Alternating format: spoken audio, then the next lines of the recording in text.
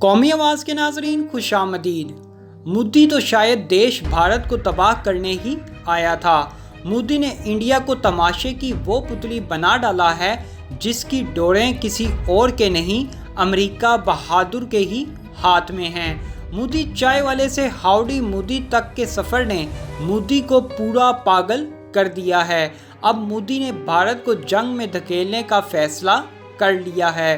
آج کی ویڈیو میں ہم آپ کو بتائیں گے کہ 20 بھارتی فوجیوں کی ہلاکت کے بعد آل پارٹیز کانفرنس میں کون سے اہم فیصلے ہوئے ہیں، مودی کو کن خطرناک سوالوں کے جواب دینے پڑے، سونیا گاندھی نے ایسے کون سے سوالات کیے جس پر بھارتی وزیر اعظم نریندر مودی کی بولتی بند ہو گئی، کیا آل پارٹیز کانفرنس میں بڑی جنگ کا گرین سگنل دے دیا گیا ہے، آخر مودی سرکار بڑی لڑائی کی شروعات کس دیش سے شروع کرنے والا ہے، کیا پاکستان سے شروعات کی جائے گی یا پھر نیپال سے۔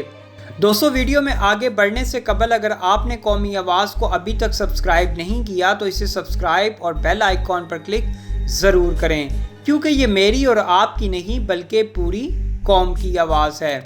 وزیر اعظم نریندر مودی نے چین کے ساتھ 6 ہفتے سے جاری سرحدی تعطل کے بارے میں آل پارٹیز کانفرنس میں کہا کہ ہندوستانی علاقے میں کوئی بھی نہیں گھسا اور نہ ہی کوئی ہندوستانی چوکی پر قبضہ کیا گیا ہے۔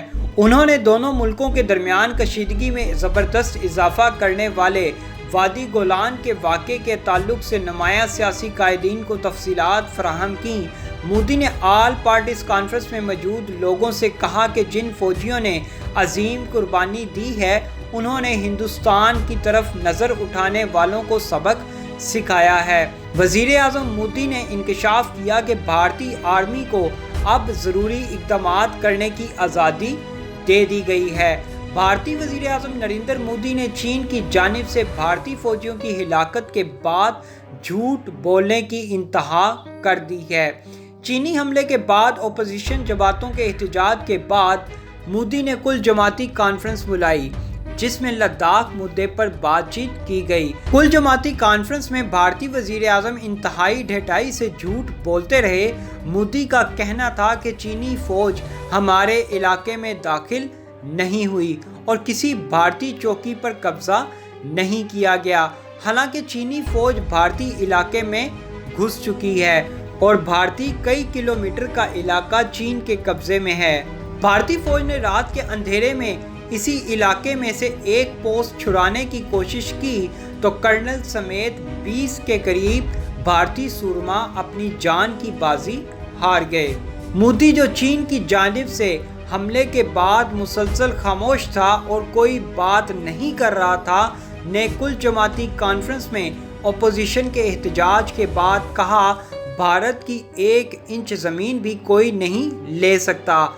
ہمارے 20 جوان ہلاک ہو گئے ہیں، مگر جنہوں نے بھارت پر حملے کی کوشش کی ہے انہیں اب سبق سکھایا جائے گا۔ اجلاس میں بھارتی فوج کی تیاریوں کے حوالے سے بھی آگاہ کیا گیا۔ ویڈیو اجلاس میں بھارتی وزیر داخلہ امت شاہ، وزیر دفاع راج ناتھ سنگھ اور وزیر خارجہ ایس کے جے شنکر بھی موجود تھے۔ کل جماعتی کانفرنس میں سونیا گاندھی نے مودی کی بولتی بند کرتے ہوئے کہا کہ چین نے اگر جارحیت کی تو فوری آل پارٹی کانفرنس کیوں طلب نہیں کی گئی۔ مودی حکومت بہت سارے اہم امور کے بارے میں معلومات فراہم نہیں کر رہی اور حکومت کو چاہیے کہ وہ پہلے کی صورتحال کو بحال کرنے کی یقین دہانی کرائے۔ حکومت ہمیں سیٹلائٹ تصاویر کے ذریعے لداخ کی تازہ ترین صورتحال سے بھی آگاہ کرے، آخر لداخ میں چل کیا رہا ہے۔ ذرائع کے مطابق آل پارٹیز کانفرنس کے بعد مودی سرکار نے لڑاکا طیاروں کو اگلے مورچوں میں الرٹ رہنے کا حکم دے دیا ہے۔ بحیرہ ہند میں چین کو شکست دینے کے لیے بھارتی بحریہ کو الرٹ کر دیا گیا ہے۔ یوں سمجھ لیں مودی سرکار نے ہر طرح سے جنگ کی تیاری مکمل کر لی ہے۔ انڈیا کے خبر رساں ادارے پریس ٹرسٹ آف انڈیا کے مطابق آل پارٹیز کانفرنس میں کہا گیا ہے کہ انڈیا امن اور دوستی چاہتا ہے لیکن وہ اپنی خود مختاری پر کوئی سمجھوتا نہیں کرے گا۔ در حقیقت اس وقت مودی سرکار کو وادی گلوان میں ایک اور کارگل کا سامنا ہے۔ بھارت اس وقت چین کے رحم و کرم پر آ گیا ہے۔ اس وقت مودی سرکار اور بھارت کا وہی حال ہے جو 11 ستمبر کے بعد امریکہ نے پاکستان کے ساتھ کیا تھا۔ 11 ستمبر کے بعد امریکہ نے جو آگ پاکستان میں لگائی تھی، اب اسی طرح کے کھیل کا حصہ بھارت بن چکا ہے۔ چین امریکہ لڑائی میں امریکہ نے اس دفعہ بلی کا بکرا بھارت کو بنا دیا ہے۔ ہاؤڈی مودی کا سن کر مودی کے تو پیر ہی زمین پر نہیں لگ رہے تھے، لیکن امریکی خفیہ اداروں نے پسِ پردہ بھارت کے ساتھ ایسی خطرناک چال چل دی ہے جس کا خمیازہ اب بھارت کو بھگتنا پڑ رہا ہے۔ چین کو مات دینے کے لیے امریکہ نے بھارت کو یہ کہہ کر آگے کیا کہ ہم تمہارے ساتھ ہیں، لیکن عین موقع پر آ کر ٹرمپ نے مودی کو تنہا چھوڑ دیا۔ اب جس لڑائی میں مودی کو دھکیل دیا گیا ہے، اس میں مودی اگر ہوش کے ناخن لے تو اپنی شکست یہیں پر تسلیم کر کے اپنی سابقہ پوزیشنوں پر چلا جائے، نہیں تو اگر مودی نے مقابلہ کرنے کی کوشش کی تو شاید مودی اور بھارت کی آخری غلطی ہوگی۔ چین نے حالیہ لڑائی کے بعد وادی گلوان کو ہمیشہ سے اپنی خود مختاری اور کنٹرول کا علاقہ قرار دے دیا ہے۔ چین نے حال ہی میں قبضے میں لیے گئے علاقوں میں بنکرز بنانے کے ساتھ LAC پر اپنی حدود میں آرٹلری گنز نصب کر دی ہیں، جو پیش قدمی کرنے والے دستوں کو سپورٹ کر رہی ہیں۔ چینی فوج کی یہ پیش قدمی صرف لداخ تک محدود نہیں، بلکہ 2000 کلومیٹر سرحدی علاقے میں چین کی فوجوں میں اضافہ دیکھنے میں آیا ہے۔ لداخ میں چین کے ہزاروں فوجیوں کے مقابلے میں بھارتی فوج کی تعداد انتہائی کم ہے، اس لیے وہ بھارتی جرنیلوں کو سوتے میں دبوچنے میں کامیاب ہو گئے تھے۔ پہاڑ، جھیل اور دریاؤں کی وجہ سے LAC اس علاقے میں باضابطہ طے شدہ نہیں ہے اور موسمی حالات کے تحت یہ حدود گھٹتی اور بڑھتی رہتی ہے۔ بھارت کے سابق جرنیلوں کا خیال ہے کہ چین 60 مربع کلومیٹر کے رقبے پر قبضہ جما چکا ہے۔ اب چین گلوان وادی میں دریا کے دونوں اطراف اونچی چوٹیوں پر بیٹھا ہے اور داربیک شیوک دولت بیگ اولڈی ہائی وے کے عین اوپر چین کی چوکیاں بن چکی ہیں، جس کے بعد بھارتی فوج کو سب سیکٹر نارتھ سے جوڑنے والی یہ سڑک اب خطرے میں پڑ چکی ہے اور یہ سیکٹر چین کے رحم و کرم پر آ چکا ہے۔ گلوان وادی میں چین کی حالیہ سرگرمیوں کو بھارت ایک اور کارگل کی طرح دیکھ رہا ہے، لیکن اس بار بھارت کے سامنے پاکستان نہیں بلکہ چین ہے۔ چین نے دریائے گلوان اور پینگانگ جھیل کے گرد مضبوط حصار بنا لیا ہے۔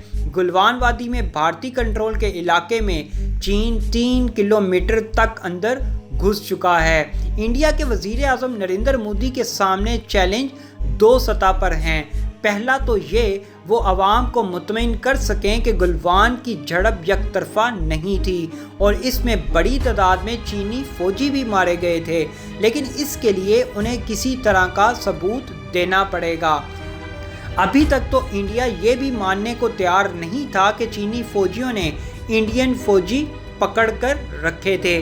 دوسرا اس سے بڑا چیلنج مودی کے لیے یہ ہے کہ چینی فوجی اگر انڈین سرحد میں داخل ہو گئے ہیں تو انہیں واپس کیسے بھیجا جائے۔ مودی نے اپنے امیج ایک ایسے انفرادی حکمراں کی بنائی ہے جو ملک کو فوجی اور اقتصادی بلندیوں پر لے کر جانے والے ہیں۔ انہوں نے ملک میں قوم پرستی کی ایک ایسی لہر چلائی ہے جس میں انڈیا کی کسی طرح کی کمزوری قابل قبول نہیں ہے۔ میڈیا پیر کی خون ریز جھڑپ سے پہلے تک یہی دکھا رہا تھا کہ انڈیا کی فوجی طاقت اتنی بڑھ چکی ہے کہ چین کسی طرح کے فوجی ایڈونچر کی جرات نہیں کر سکتا، لیکن مار چینی فوجیوں سے بھی پڑی اور گولی نیپالی فورسز سے بھی کھائی۔ چین انڈیا کا سب سے بڑا تجارتی پارٹنر ہے۔ دونوں ملکوں کے درمیان تقریباً 90 ارب ڈالر کی تجارت ہوتی ہے۔ انڈیا میں اس وقت چین کی بنی اشیاء کے بائیکاٹ کی مہم چل رہی ہے۔ جس طرح چینی سرحد پر LAC سے آگے کی پوزیشن لے کر سرحدی مذاکرات میں مضبوط ہو کر اترنا چاہتا ہے، اسی طرح انڈیا چین کا اقتصادی بائیکاٹ کر کے اس پر دباؤ بنانے کی کوشش کر رہا ہے۔ لیکن چین اس کے لیے پہلے سے ہی تیار ہے اور وہ پہلے ہی اپنی کمپنیوں کو انڈیا میں نئی سرمایہ کاری کرنے کے بارے میں مطلع کر چکا ہے۔ ماہرین کا خیال ہے کہ چین کے اقتصادی بائیکاٹ سے چین سے زیادہ خود انڈیا کو نقصان ہوگا۔ اب مودی سرکار کے لیے طاقت کے زور پر چینی فوج کو پیچھے دھکیلنا یا سرحد کے کسی دیگر علاقے میں چین کے علاقے پر قبضہ کرنا ایک خطرناک کھیل ہوگا، کیونکہ کارگل کے کھیل میں پاکستان تھا، لیکن اس دفعہ دنیا کی بڑی سپر پاور چین کے ساتھ بھارت کا مقابلہ ہے۔ چین کے ساتھ سرحدی تنازع مودی کے لیے انتہائی خطرناک ثابت ہو رہا ہے۔ ماہرین کا کہنا ہے کہ اگر مودی نے فوری جنگ مسلط کرنے کی کوشش کی تو پھر یہ بھارت کے لیے آخری معرکہ ہوگا، کیونکہ نیپال، پاکستان اور بنگلہ دیش پہلے ہی بھارت پر حملہ کرنے کے لیے بالکل تیار بیٹھے ہیں۔ ایسی مزید معلوماتی ویڈیوز دیکھنے کے لیے قومی آواز کو سبسکرائب اور بیل آئیکن پر کلک ضرور کریں، کیونکہ یہ میری اور آپ کی نہیں بلکہ پوری قوم کی آواز ہے۔